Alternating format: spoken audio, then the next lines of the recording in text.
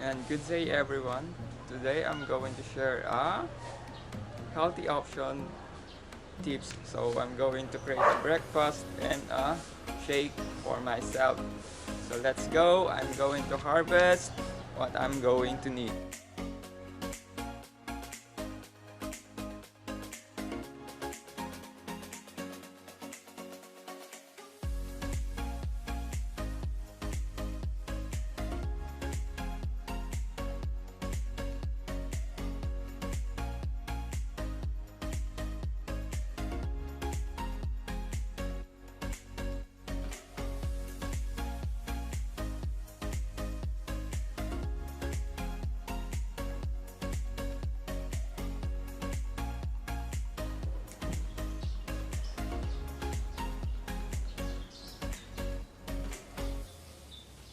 Yan guys, na-harvest ko na yung mga kailangan natin para sa breakfast.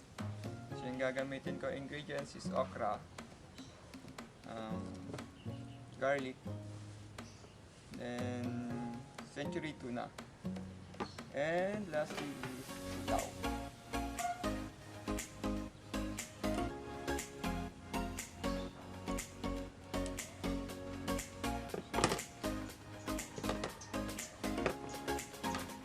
Ako lang naman yung kakain, so okay na to. Yung breakfast natin ngayon is madaling lutuin lang.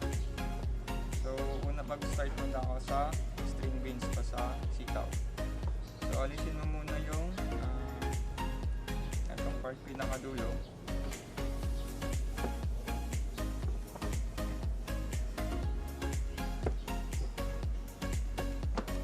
Tapos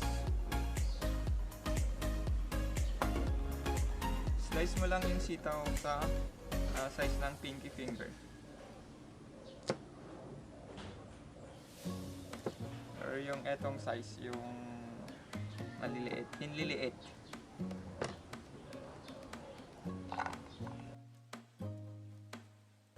Next is yung sa okra, pakulan lang din natin.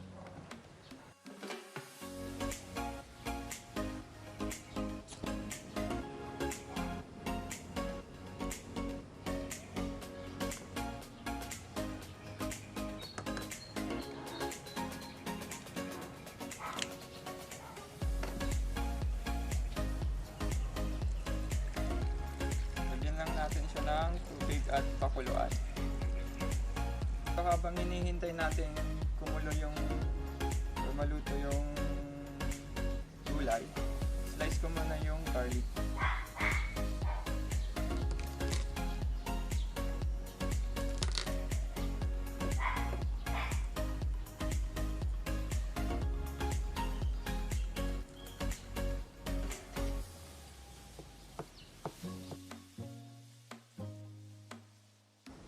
Yan, tanggalin lang natin yung sitaw para hindi siya ma-overcook.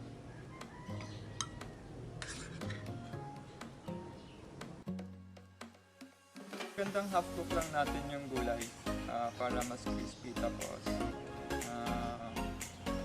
para mas masarap. Ayan, so yung lulutuin natin susunod is yung sa centurytuna. Cooking oil.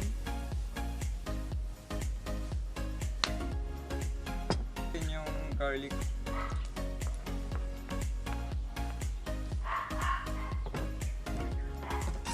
So ayan, pag nakita nyo nang nag-gold yung golden kulay ng bawang, pwede lang ilagay yung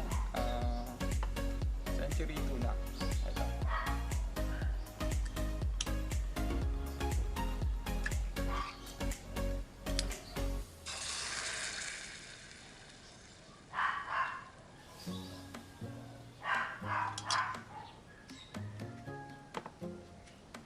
Paminta.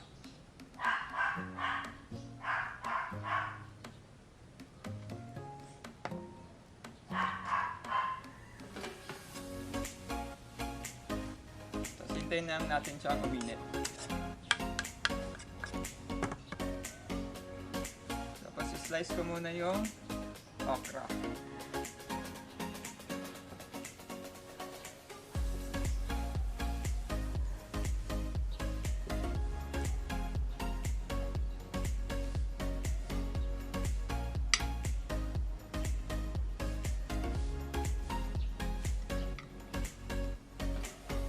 lalagyan ko siya ng dahon ng sweet basil.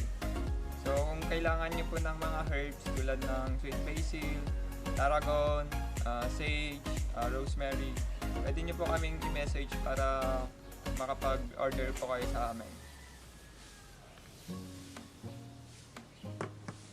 Tapos i-toppings lang natin siya sa gulay.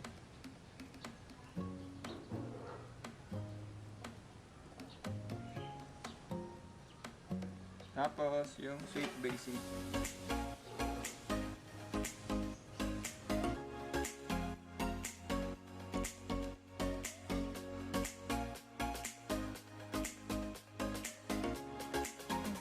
Ito yung magiging shake natin.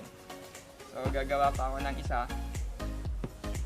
So yung apple, slice mo lang siya. So kung kailangan nyo po ng mga prutas gaya nung apple, lemon, orange, peras, meron po kaming binebenta. So kung sakop man kayo ng aming lugar dito sa may Greater Lagro, pwede nyo po kaming i-message sa page namin na Jabez Chronicles para umorder ng prutas. Free delivery naman po within Lagro lang.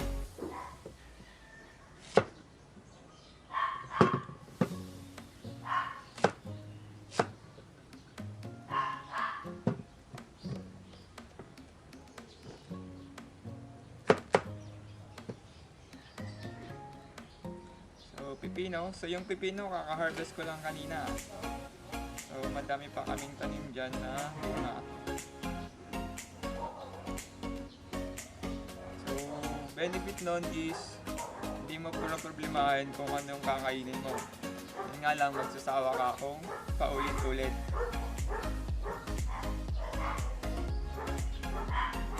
So eto mga shake na to is eto yung mga karaniwang ginagawa ko pag pumapasok sa office, pag may ito yung ininom ko pag sa gabi. So healthy habits lang po yung sinishare ko.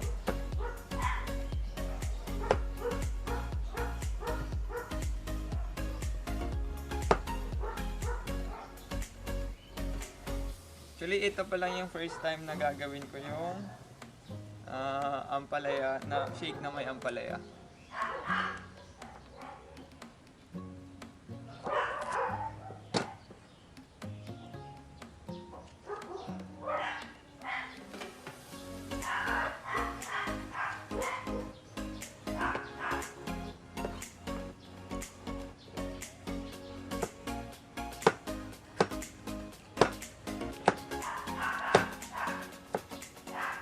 Tikman ko muna kung mapait or hindi.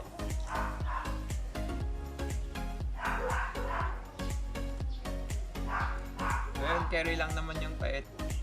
Pero kung napapaitan kayo sa ampalaya na gagamitin nyo, pwede nyo po siyang gamitan ng asin. Bubudburan nyo muna siya ng asin, tapos maglalabas yun ng mga katas. Ang mangyayari doon ay lalabas niya yung mapapait. Tapos pag okay na yon, pwede niyo na po siyang hugasan ng tubig.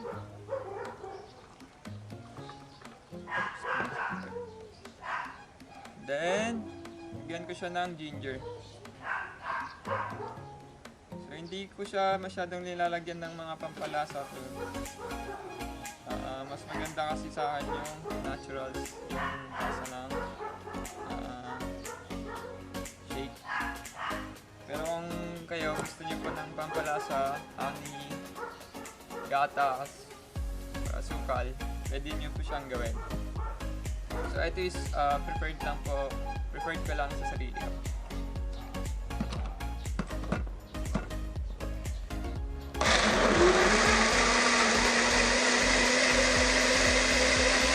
Thank you guys for watching again my everyday life series video. Keep updated for my upcoming videos. Can you click subscribe, like, comment any suggestions on this video. Thank you guys again for watching. If you need garden supplies for your garden needs, you can visit our Facebook page, Jabez Chronicles. Thank you guys. See you.